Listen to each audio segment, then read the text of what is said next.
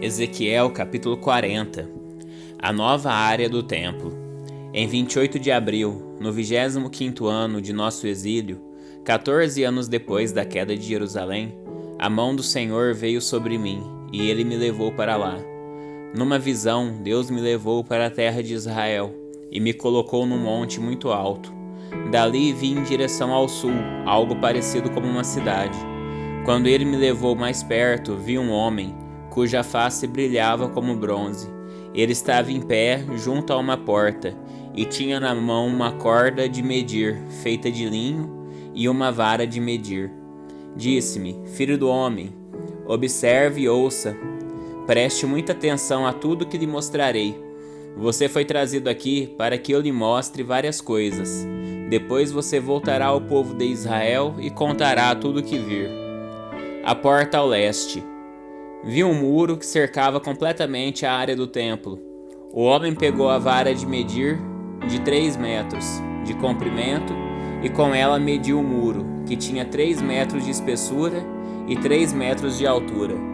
Em seguida foi a porta leste. Subiu os degraus e mediu a soleira da porta, que tinha 3 metros de profundidade.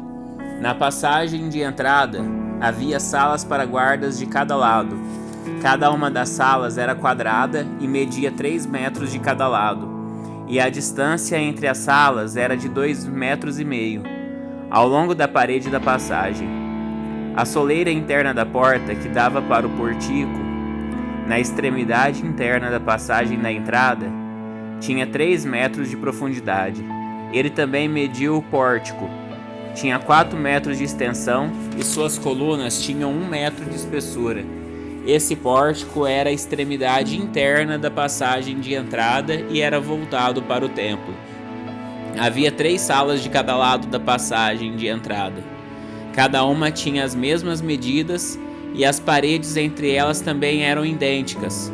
Então o homem mediu a porta de entrada, que tinha 5 metros de largura e 6,5 metros de comprimento na passagem.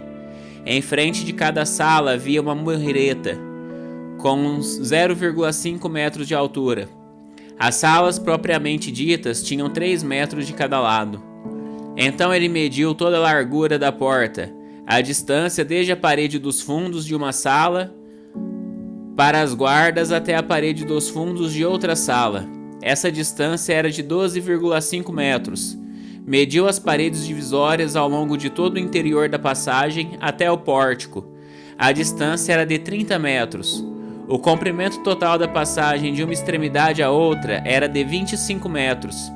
Nas paredes das salas e em suas paredes divisórias, havia janelas embutidas que se estreitavam em direção à parte interna. Também havia janelas no pórtico. As superfícies das paredes divisórias eram enfeitadas com entalhes de palmeiras. O pátio externo. Então o homem me levou pela entrada até o pátio externo do templo. Ao longo das paredes do pátio havia uma calçada, e junto às paredes havia 30 salas que abriam para a calçada. A calçada ladeava as portas e seu comprimento desde os muros até o pátio era o mesmo da passagem de entrada.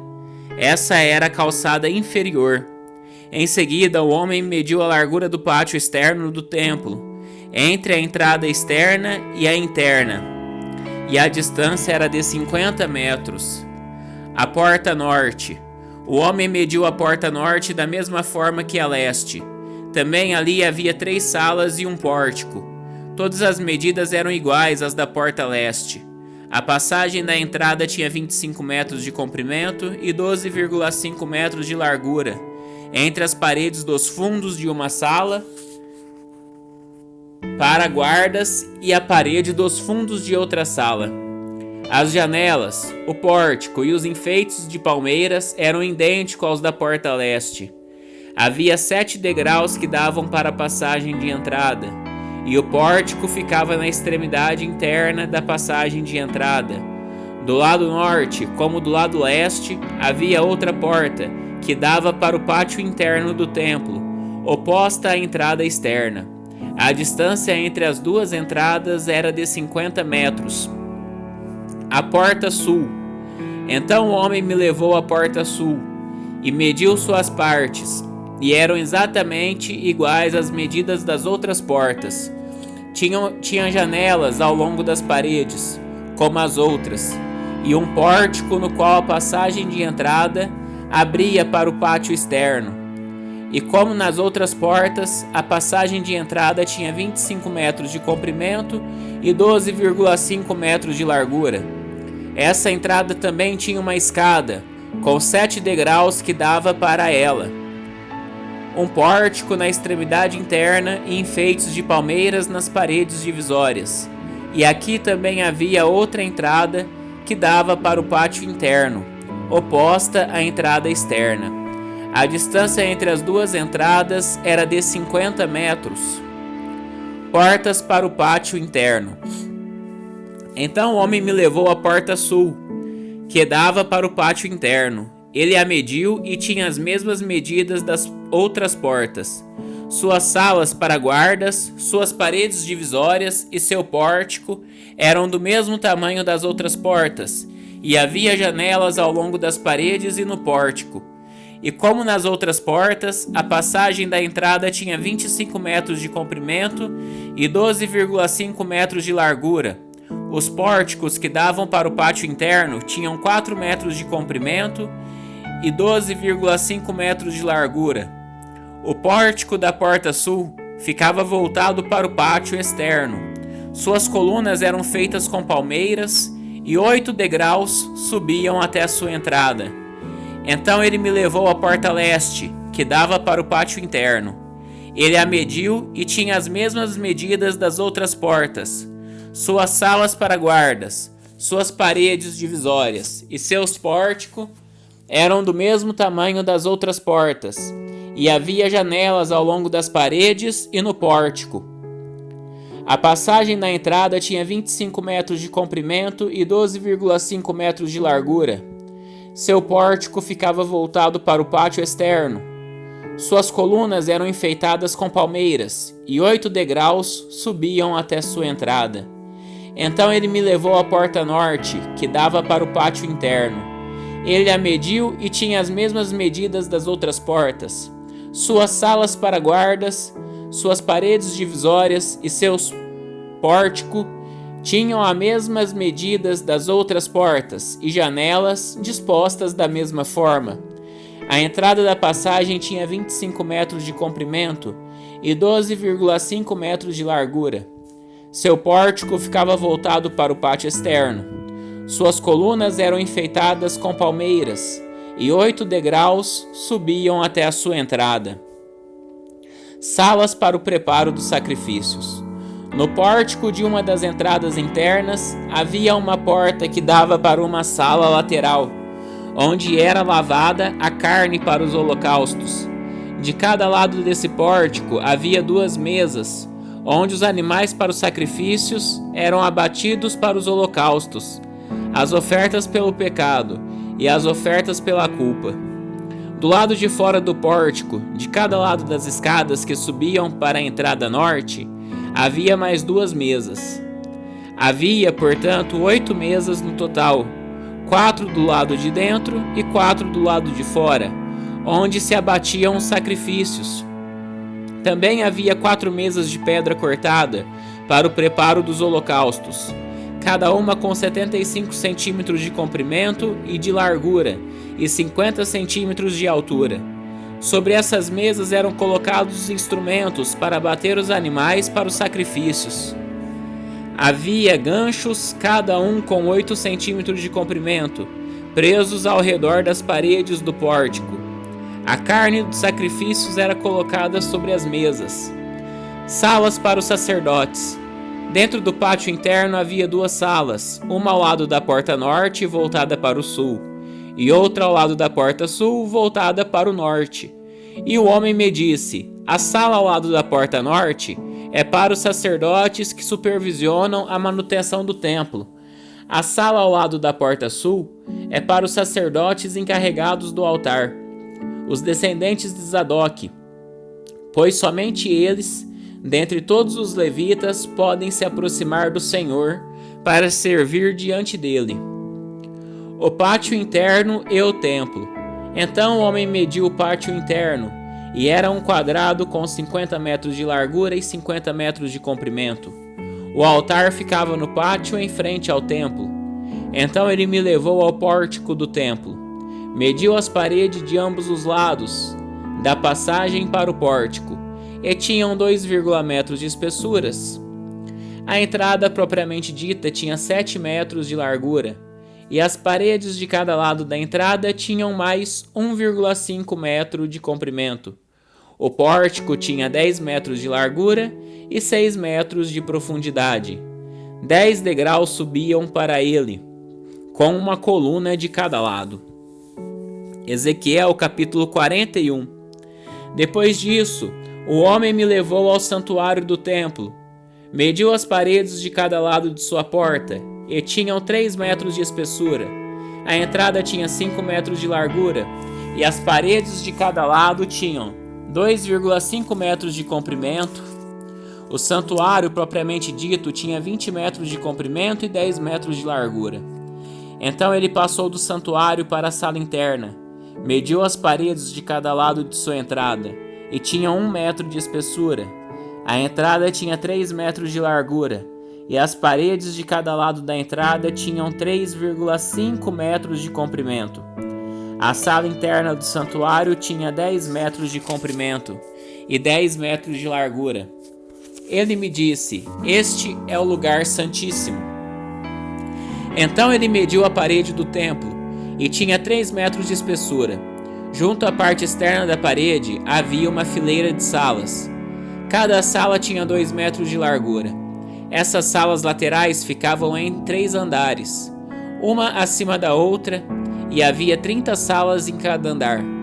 Os pontos de sustentação das salas laterais ficavam apoiados em saliências externas, na parede do templo. Não se estendiam para dentro da parede. Cada andar era mais largo que o andar abaixo, acompanhando a inclinação da parede do templo. Uma escada subia do andar inferior para os andares do meio e de cima. Vi que o templo era construído sobre uma plataforma que servia de base para as salas laterais. Essa plataforma tinha 3 metros de altura.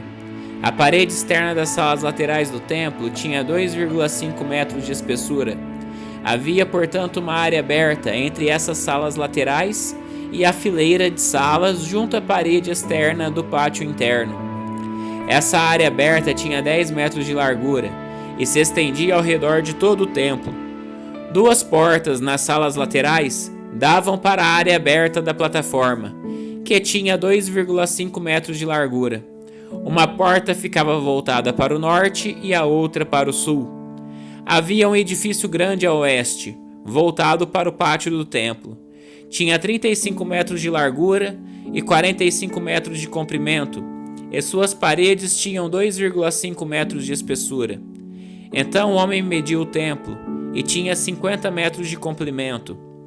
O pátio ao redor do edifício, incluindo suas paredes, tinha mais 50 metros de comprimento. O pátio interno do lado leste do templo tinha 50 metros de largura. O edifício a oeste, incluindo suas 2 paredes, também tinha 50 metros de largura. O santuário, a sala interna e o pórtico do templo eram todos revestidos de madeira, assim como as armações das janelas embutidas. As paredes internas eram revestidas de madeira acima e abaixo das janelas. O espaço acima da porta que dava para a sala interna e suas paredes internas e externas também eram revestidas de madeira. Todas as paredes eram enfeitadas com entalhes de querubins, cada um com 2 rostos, alternados com entalhes de palmeiras. Um dos rostos do querubim, o rosto de homem, ficava voltado para a palmeira de um lado, e o outro rosto, o de leão forte, ficava voltado para a palmeira do outro lado. Havia figuras entalhadas ao redor de todo o templo, desde o chão até o alto das paredes, inclusive na parede externa do santuário. Na entrada do santuário havia colunas quadradas, e as colunas na entrada do lugar santíssimo eram semelhantes. Havia um altar de madeira com 1,5 metro de altura e 1 metro de cada lado. Seus cantos, sua base e seus lados eram de madeira. O homem me disse: esta é a mesa que fica na presença do Senhor. Tanto o santuário como o lugar santíssimo tinham portas duplas, cada uma com 2 folhas que se abriam para os 2 lados. As portas que davam para o santuário eram enfeitadas com entalhes de querubins e de palmeiras, assim como as paredes, e havia uma cobertura de madeira na frente do pórtico do templo. Dos 2 lados do pórtico havia janelas embutidas, enfeitadas com entalhes de palmeiras. As salas laterais junto à parede externa também tinham coberturas. Ezequiel capítulo 42. Salas para os sacerdotes. Então o homem me levou ao pátio do templo, passando pela porta norte. Entramos no pátio externo e chegamos a um edifício com salas junto à parede do pátio interno. Esse edifício, cuja entrada dava para o norte, tinha 50 metros de comprimento e 25 metros de largura. Um conjunto de salas dava para o espaço do pátio interno, que tinha 10 metros de largura. Outro conjunto de salas dava para a calçada do pátio externo. Os 2 conjuntos tinham 3 andares e ficavam um de frente para o outro. Entre os 2 conjuntos de salas havia uma passagem com 5 metros de largura. Estendia-se ao longo dos 50 metros do edifício, e todas as portas davam para o norte. Cada um dos 2 andares superiores, com salas, era mais estreito que o andar abaixo, pois nos andares superiores precisava haver espaço para passagens na frente de cada um. Uma vez que havia 3 andares e eles não tinham colunas de sustentação como os pátios, cada andar superior era recuado em relação ao andar abaixo. Havia uma parede externa que servia de divisória entre as salas e o pátio externo, e que tinha 25 metros de comprimento. Essa parede acrescentava comprimento ao conjunto externo de salas, que se estendia por apenas 25 metros, enquanto o conjunto interno, cujas salas eram voltadas para o templo, tinha 50 metros de comprimento. Havia uma entrada pelo lado leste do pátio externo para essas salas. Do lado sul do templo, havia 2 conjuntos de salas ao sul do pátio interno, entre o templo e o pátio externo. A disposição dessas salas era semelhante às das salas do lado norte. Havia uma passagem entre os 2 conjuntos de salas, como do lado norte do templo. Esse conjunto de salas tinha o mesmo comprimento do outro, e também as mesmas entradas e portas. As dimensões deles eram idênticas. Havia, portanto, uma entrada na parede voltada para o conjunto interno de salas e outra na extremidade leste da passagem interior. Então o homem me disse: estas salas ao norte e ao sul, que dão para o pátio do templo, são santas. Aqui os sacerdotes que oferecem sacrifícios ao Senhor comerão as ofertas santíssimas. E porque as salas são santas, serão usadas para guardar as ofertas sagradas, as ofertas de cereal, as ofertas pelo pecado e as ofertas pela culpa. Quando os sacerdotes saírem do santuário, não irão diretamente para o pátio externo. Primeiro removerão as roupas que usaram enquanto serviam no templo, pois elas são santas. Vestirão outras roupas antes de entrar nas dependências abertas para o povo. Quando o povo terminou de medir a área interna do templo, ele me levou para fora pela porta leste, a fim de medir toda a área ao redor. Mediu o lado leste com a vara de medir, e tinha 250 metros de comprimento. Mediu o lado norte, também tinha 250 metros. O lado sul tinha 250 metros, e o lado oeste também tinha 250 metros. Portanto, a área tinha 250 metros de cada lado e um muro ao redor para separar o santo do comum.